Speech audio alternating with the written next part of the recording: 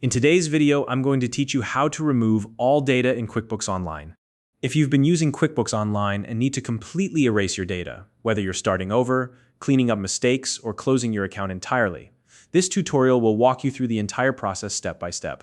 QuickBooks Online is a trusted accounting platform, and while it's straightforward to use, removing all data requires careful attention to ensure everything is wiped properly. If you don't already have a QuickBooks Online account, you can find a link in the description to sign up and explore its features. Let's get started.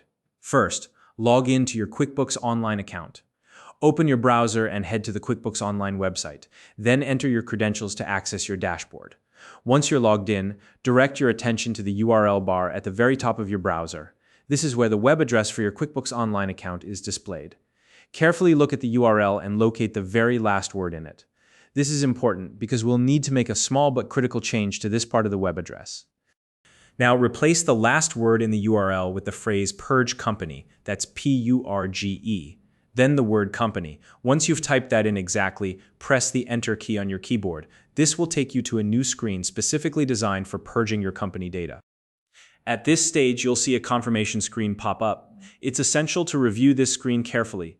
QuickBooks will provide a warning about what this action entails. It's important to understand that purging your company data will erase everything, and this action cannot be undone. If you're certain you want to proceed, follow the on-screen prompts to confirm your decision. QuickBooks may ask you to verify the deletion or provide additional confirmation to ensure that you fully understand the consequences. Now, there's one important detail to keep in mind. If your QuickBooks Online company account was created more than 60 days ago, the process is slightly different.